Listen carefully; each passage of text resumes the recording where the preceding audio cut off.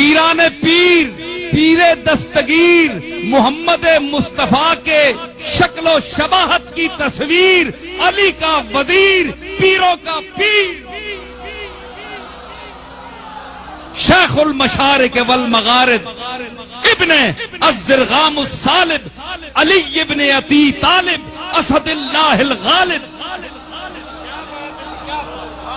شیخ عبد القادر جیلانی رحمت اللہ علیہ، سب سے بڑا توحید کا مدرس۔ یہ الگ بات کہ ہم آج اس کے 11ویاں کھا رہے ہیں، لوٹ رہے ہیں اس کو اس کے نام پر۔ ہم نے اس کی تعلیم چھوڑ دی، چاہے کوئی پیر ہو، چاہے کوئی مولوی ہو، اللہ کا نام چھوڑ دیا ہم نے۔ شیخ عبد القادر کے مواعظ کو ہم نے تاکہ نسیاں پر رکھ دیا، صرف اس کو 11ویں دینے والا پیر سمجھ لیا۔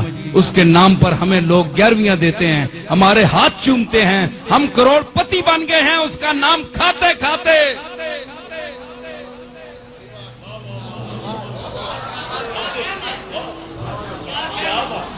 او خدا کا خوف کرو، پیران پیر کو اس کے نام پر لوٹنے والوں، چاہے وہ کوئی اولاد ہو چاہے اولاد سے نہ ہو،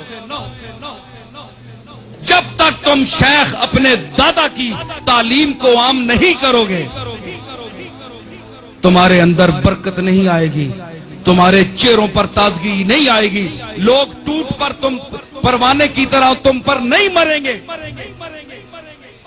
حق کہو، سچ کہو، اللہ کے نام کو بلند کرو، اور وہ درس پڑھو جو شیخ عبد القادر نے اپنے مواعظ حسنہ میں 40 سال مسند بغداد پر بیٹھ کر دیا۔ تم آج فرقوں میں پھنس گئے ہو۔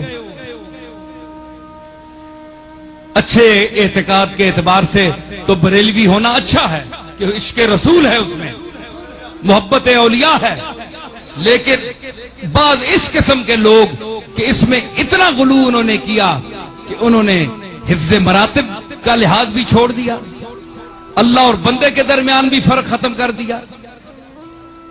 تو مذاہب میں نہ الجھو، مسالک میں نہ الجھو، اپنے اولیاء اللہ کی اور ان کی تعلیمات پر عمل کرو، تب اگر کوئی ان کے نام پر تمہیں دے بھی دے تو تم کھاتے ہوئے اچھے بھی لگتے ہو۔ کوئی کام بھی تو تم نے کیا ہے، ہٹے کٹے کام بھی کچھ بھی نہیں، نہ محنت نہ مزدوری، کھانے رہو چوری، تو ساں کہوے مجبوری۔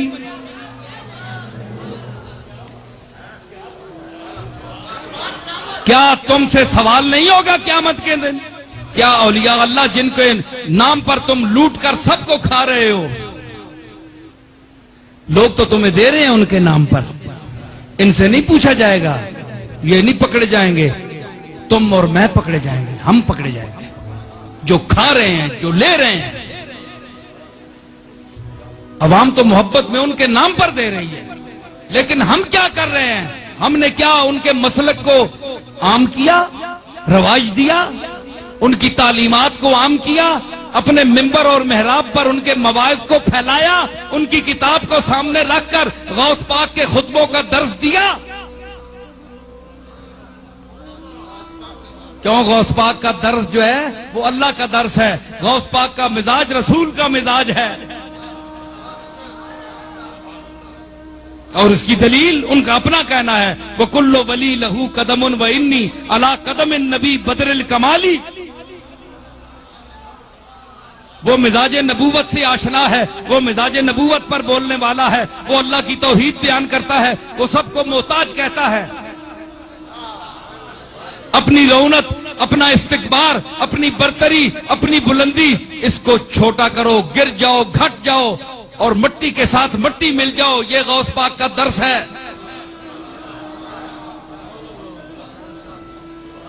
اگر آج کے پیر، آج کے مشائخ ان اکابر کی تعلیمات کا درس دینا شروع کر دیں تو ان کے خیال کے مطابق ان کی یہ چلتی ہوئی دکانداری بند ہو جائے۔